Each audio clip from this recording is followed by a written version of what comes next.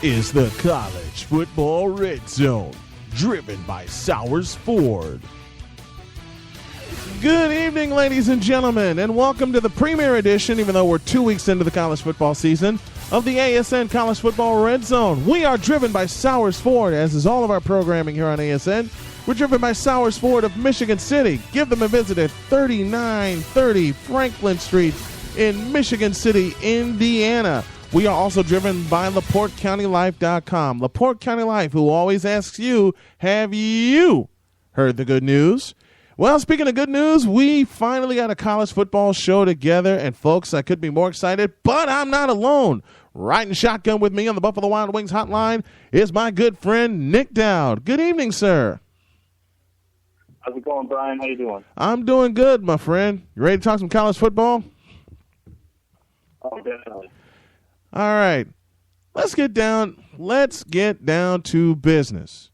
We were supposed to come to you last week. Unfortunately, couldn't do it, but let's just take a peek at what happened in week one. And I want to start in Louisville, where the Miami Hurricanes took on the Louisville Cardinals.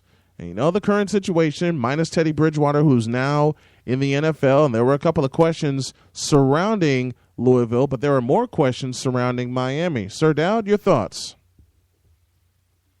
I'm actually a little bit surprised. I thought we would see a little bit more out of Miami in this game. I mean, they talked a big game in the offseason and made it seem as though they were going to come out and shock the world, and well, they did, just not the way they were hoping to. What can you say about Louisville stepping up in that big spotlight game on Labor Day, and not only that, getting their first ACC win on such a huge stage? I think it was big for Louisville. I mean, if you look at it, the biggest thing that sticks out at me is they held Miami to 1 of 13 on third down. Mm-hmm. You can't win a game going 1 of 13 on third downs. No, you can't. Not especially in that kind of a setting. What kind of questions does this bring up for Miami? Well, I think overall, I don't know if it's play calling. I don't know what the issue was, but you definitely got to figure out something else on third down, because whatever they did not work. And also, they were passing. They were 12 incomplete passes. I think 8 of them were on third downs. I don't know if they were just giving away what they were going to do, or if Louisville just had the perfect defensive game plan, but it just didn't work. And the other thing that surprised me for Miami was the absence of a running game. Yes. Yeah, they had, what did they end up with? 70 yards rushing 70 yards rushing on 24 attempts. And this just is not the definition of Miami football. We know they've had some great running backs in the past, including Edgerrin James and a couple of others, Melvin Bratton back in the 80s. But it is so surprising to see Miami lacking a running game like this. Yeah, I mean, you look at it, Duke Johnson had 20 carries for 90 yards. The rest of the running backs had 7 carries for minus 20 yards. Right. And on a stage like that, that's not going to get it done. And speaking of a stage, we'll look at the second game that we want to talk about that happened in week one, and it was a highly touted game. It was Florida State and Oklahoma State. Now, most of Seminole Nation and most of the friends I've had a chance to talk to are happy that Florida State got the win and famous Jameis did his thing. But if you took a peek at that very, very closely, Oklahoma State nearly shocked Florida State on Saturday night. Well, I tell you what, Brian, I told you last week before we decided we weren't going to do a show that I thought that Florida State could be on upset alert. Yeah, you did. And the way they started out, I mean, they started out of the gate 17-0 over Oklahoma State. I was getting nervous thinking that, man, I picked them for upset alert and they're going to blow these guys away. And so Oklahoma State got it together and they played almost perfect. And to beat a team like Florida State, almost perfect isn't good enough. No, it isn't. I think the big thing is that one interception for a touchdown that Oklahoma State threw. That put the game and you think about it, they lost because of that. Yeah, that was at the end of the first quarter, right after the beginning of the game. And you throw that, you're on your own 9-yard line. You got to be smart with the ball there. And that one play possibly cost them the game. But you got to play perfect to beat a team like Florida State. Throwing an interception for a touchdown, obviously, isn't perfect. But you look at everything else that Oklahoma State did, they were 50% efficient on third down, which is pretty good. Mm-hmm. They averaged more yards per rush. They controlled the clock when they had the ball. Florida State ended up having more time of possession, but when Oklahoma State had the ball, they were efficient with it. But that one mistake was big. And they also had a missed field goal in the game as well. Take away those two mistakes, and Florida State is upset by Oklahoma State. As we talked about, Famous Jameis was gonna get his, but Oklahoma State stopped everybody else. And once again, to repeat what you said, Nick, had it not been for that one interception and that missed field goal, Oklahoma State walks away with probably the biggest upset of the year. We'll have to see how the rest of the season shakes out. But one of the games that I want to touch on is the game in Dallas with the Wisconsin Badgers and the LSU Tigers. There were a lot of questions surrounding LSU, and there were very few questions surrounding Wisconsin because of the reputation of them being in the Big Ten and LSU in the SEC, and no one really knew what to expect of LSU. Boy, did Wisconsin get an answer in the fourth quarter. Yeah, Wisconsin really kind of blew that game. They had it in control. They were up 24-10 with 7 minutes left in the third quarter. And even as they were still up 24-13 at the end of the third quarter. That usually Wisconsin, if they're up by 10 or 11 or more, they're going to win that game. But they blew this one, and I think a lot of it had to do with the poor quarterback play. And poor play calling. Yeah, that too. McAvoy was 8 of 24 for 50 yards and 2 interceptions. That's not how you play on a big stage like that. And not against a team like LSU, who is famed for their defense and has been over the years under Les Miles. What turned the light on for LSU in the fourth period? I definitely think it was their offense kicked. I mean, they started spreading the ball around pretty well. They got a touchdown past 36 yards with 12 minutes in the fourth quarter, right at the beginning of the fourth quarter. And then a couple minutes later, they had a 28-yard touchdown run, and they just held on to it from there. That's our review of last. And remember, Go ahead, Nick. Well, there's another big story in this game too. The freshman Fournette, the running back from LSU. Mm-hmm. Now, Wisconsin did their job there, shutting him down, carrying the ball.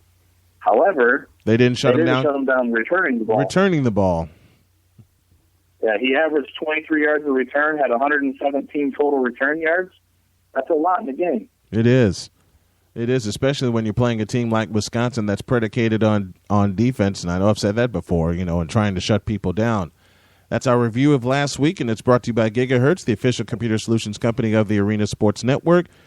Nick and I will come back, and we will discuss the college football playoff, the pros, the cons, and what they can do to make it better. You're listening to the ASN College Football RedZone, driven by Sowers Ford. Snowman in the morning, activating launch. Let it rip, boys. Let's get busy. Operating launch in 3, 2. I can't do it. We'll do it live. Okay. Do it live. I'll write it and we'll do it live. Good morning. It's time to wake up. This is Snowman in the Morning on the Arena Sports Network. Did you not get the memo? Let's get busy. Snowman in the Morning, each morning from 8 to 10 a.m. on ASN and the Lake County Sports Network. See you in the morning, y'all. Matey, mighty mo. Give me the ball. Let's go. Pull out your recorders and cover your children's eyes. You're about to enter the afternoon locker room.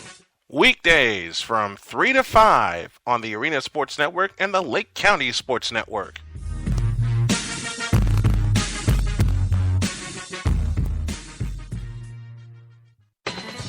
Have you heard the good news? about a company that started 4 years ago and worked at a relentless pace based entirely upon one simple premise? Have you heard the good news about a place you can go to enjoy positive, community-oriented information about the town, city, or region that you live in and the people involved? Have you heard the good news that you yourself can share stories about this same theme to others in your community? That place is LaPorteCountyLife.com. At LaPorteCountyLife.com, you can celebrate a company that had a crazy dream based on a belief that positive breeds positive, and that people want to read, hear, and watch stuff about good people. At LaPorteCountyLife.com, you can go to a place to enjoy positive, community-oriented information about the town, city, or region that you live in and the people involved. Want to see more? Want to read more? Want to hear more? Then go to LaPorteCountyLife.com. Have you heard the good news? Welcome back to the College Football Red Zone, as driven by Sowers Ford of Michigan City, and also this portion presented by Buffalo Wild Wings. Wings, beer, sports. Buffalo Wild Wings, you have to be here.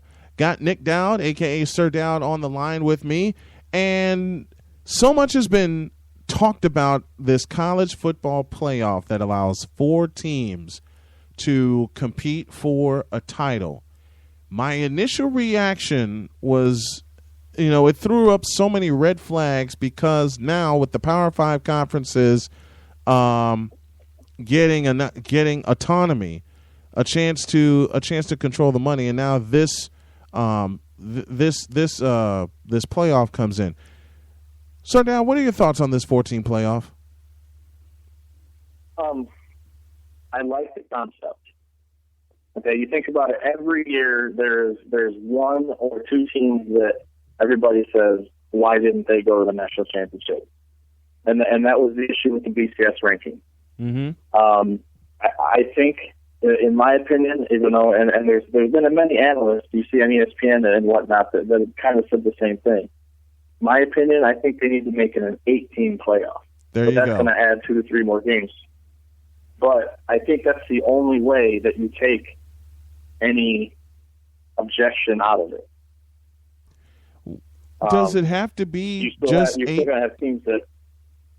Does it have to be just 8 teams? I mean, I was thinking 16, kind of like what Division I AA and Division II and Division III, even though they use 32 teams. I was thinking a 16-team model. You want to get more teams in this playoff and give them, especially the ones not in the Power 5 conferences, something to shoot for.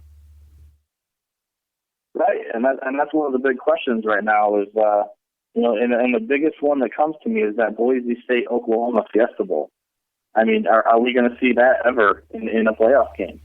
I don't think we are. Or Boise State TCU. Couple of undefeated teams playing in a BCS Bowl. Are we ever going to see that again? I don't think you are, because I think right now, if you're taking the top 4 teams, you're still getting that one-loss SEC team. Maybe even, and then there's another question of, what about teams that didn't win their conference championship? Right. If you didn't win your conference championship, can you play for a national championship? That's a big question. And that's something that's been happening a lot, especially toward the tail end of the BCS. One of the few times where that did not happen was 2005 when USC played Texas, and they staged a great national championship game. You mentioned another BCS Bowl that had that really set the stage for what may happen when we do and now have this college football playoff, which was Oklahoma and Boise State. We won't see games like that again.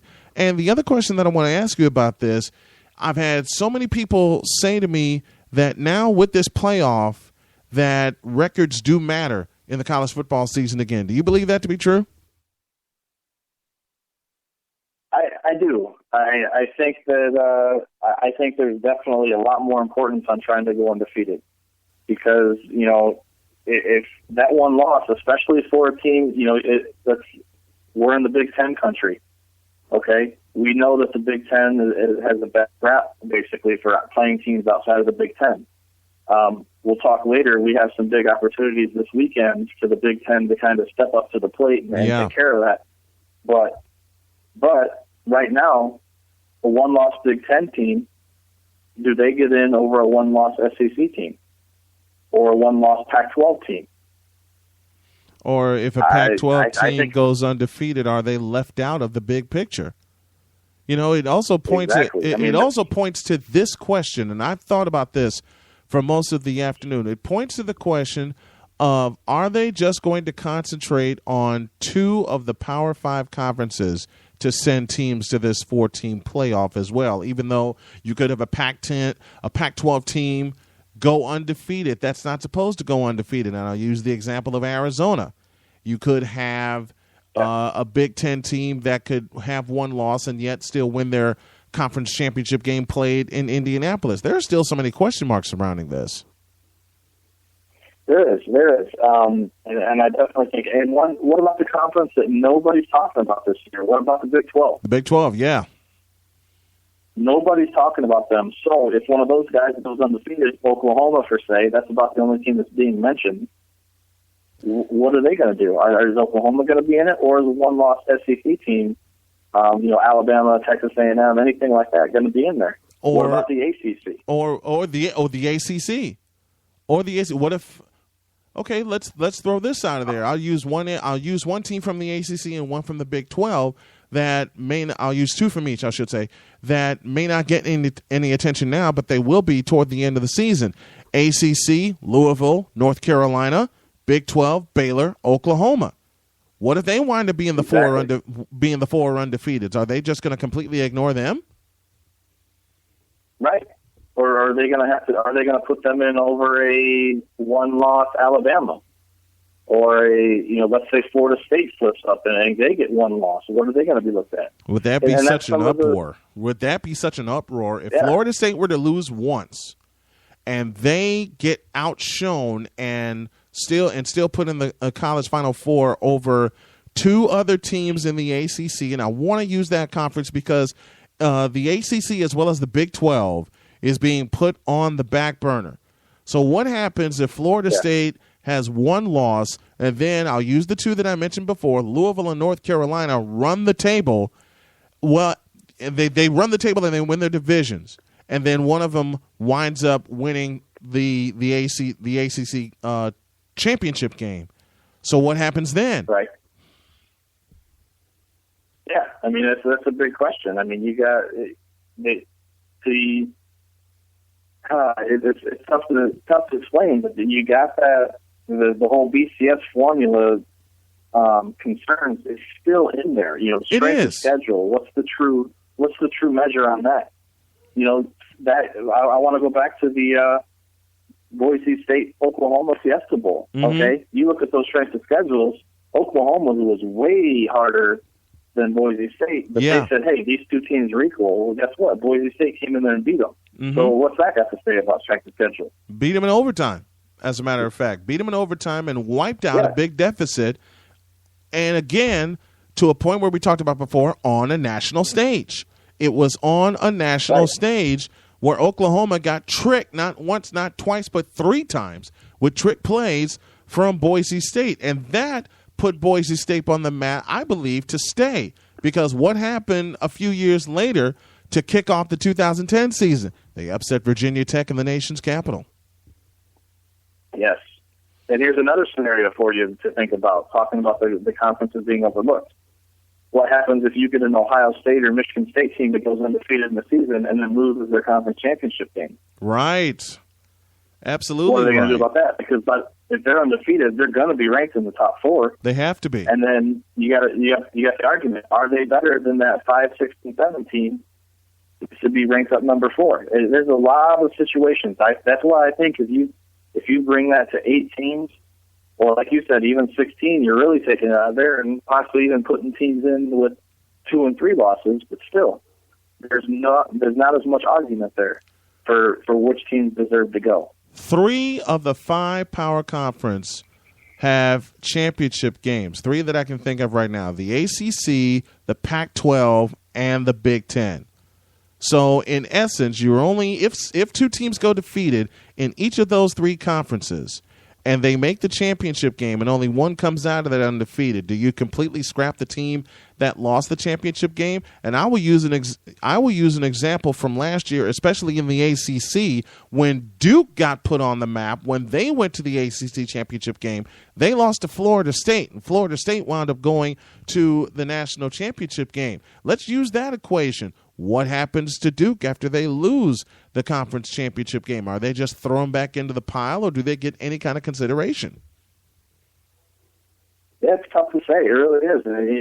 It's really going to be on this committee that they've created to figure that out, and hopefully they make the right decisions. I mean, obviously, I think no matter who you are, you can find an argument for somebody that gets left out, just like every year you could do that before in the BCS national championship game. But it's really going to be interesting to see how it all plays out. And I also heard comments about the playoff system negating the importance of bowl season and negating the importance of the other bowls. Well, if you're one of those teams in the 5, 6, 7, or 8th position, and you miss out on this playoff, what does it do to your psyche? And what does it do for next season when you work so hard to get there and you're still not let in by this selection committee? Right. That's our discussion. It's really going to be. Yeah. That's our discussion segment for this evening. It's going to be fun. It's going to be crazy, and it's going to really answer some questions. Because I'll say again, my initial thought is that you go with 8 or even 16 teams in this playoff. You want to really open the door, then open the door, and the bowl season counts as well. Yeah. That's our discussion segment for this evening, and now a little something we like to call Sir Dowd's Upset Alert. This is where Sir Dowd picks his upsets. Now, he had a couple last week with Western Michigan and Purdue, and you didn't get your upset picks right, but they frightened the daylights out of the teams that they were playing. Who's on upset alert this week? Well, this week I got, and again, there might be some bias here with me, but I got Notre Dame on upset alert at home against Michigan. Oh, you don't get a bias out of me. I'm going to roll with you on that one. Why is Notre Dame on upset alert? I think the two big reasons is improved offensive line of Michigan, at least against Appalachian State. Hard to say with that opponent. Mm-hmm. Improved defense, and my big wild card, Devin Funchess, the 6'5", 230-pound receiver. Right. And your second upset alert? I'm putting Missouri, who is traveling to Toledo. Yeah. I'm putting them on upset alert. That is going to be a game full of offensive fireworks, and I think Toledo could pull that out. So you're picking Toledo to upset Missouri? I am. What about Michigan, Notre Dame? Which side do you go with on that one? I'm going to go ahead and I'm picking Michigan. I got to, I'm biased. I'm a Michigan fan, All but right. I think they do it. So you say Michigan will win in touchdown Jesus' house. That's going to be fun to see. Do. Well, matchup too. Well, folks, follow us on Facebook. Go to facebook.com/College Football RedZone.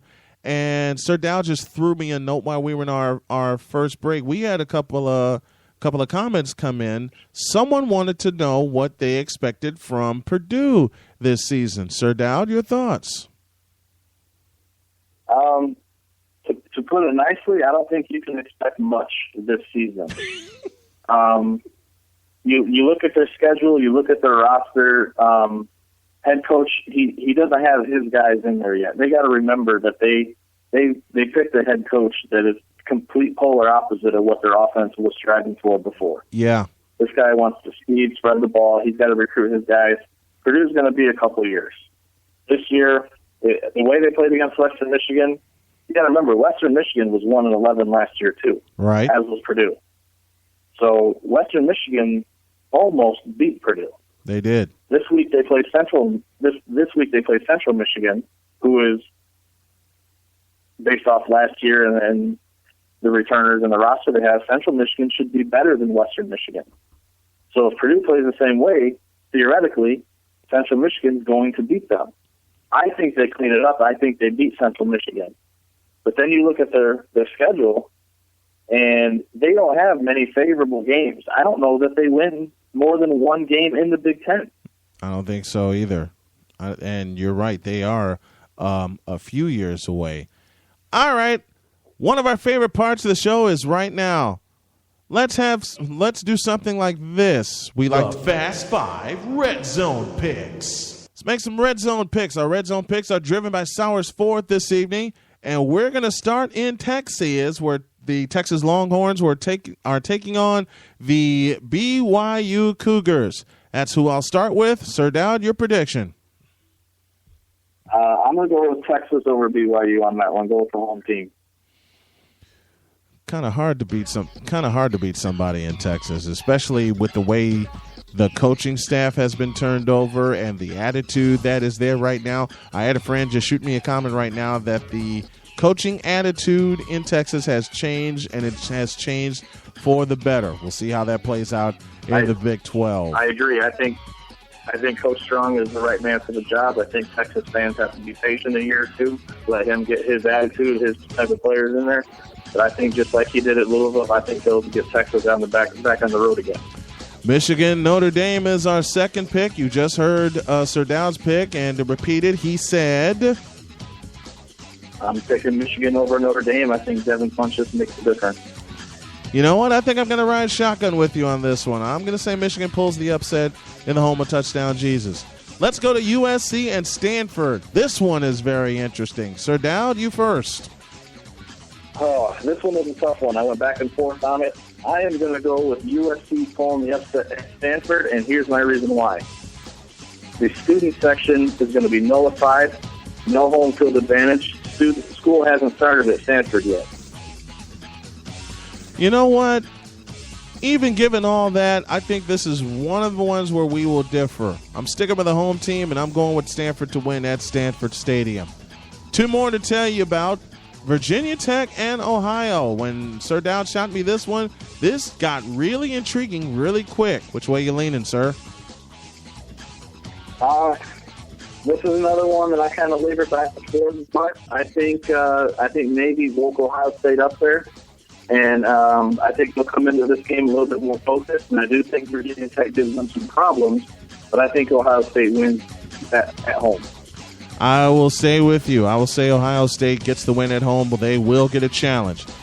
Now for the feature game of the week, and I believe one of the feature games of the year. Michigan State visits Autzen Stadium to take on the high-flying Oregon Ducks.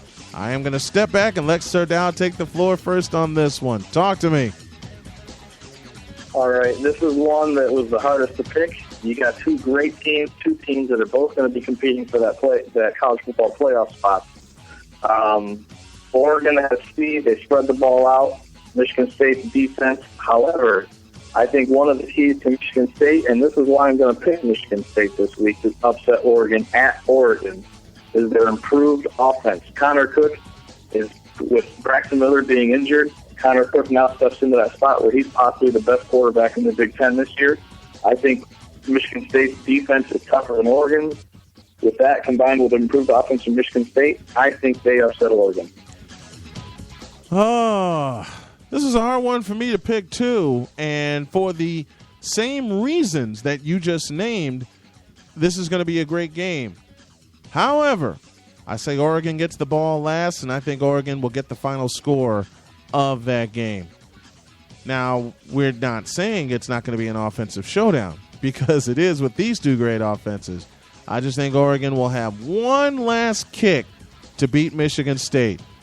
So, Sir Dowd's pick. Yeah, no, they don't. Sir Dowd's picks are Texas, Michigan, USC, Ohio State, and Michigan State. And Old Snowman's picks are Texas, Michigan, Stanford, Ohio State, and Oregon. We'll come back next week and see how we did. Sir Dowd, thank you very much. Been fun, man. This show's going to get better, and we're going to have a lot more. We're going to have a lot more fans. Tell everybody to follow. Tell everybody, if you can, follow us on Facebook, facebook.com/College Football RedZone. Sir Dowd, thank you very much, my friend. All right, thanks, Brian. Thanks for having me. Have a good night. You have a good night, too, and we will talk to y'all next Wednesday. A replay of this will be available tomorrow, 11 p.m. Eastern. Good night, and God bless, everybody.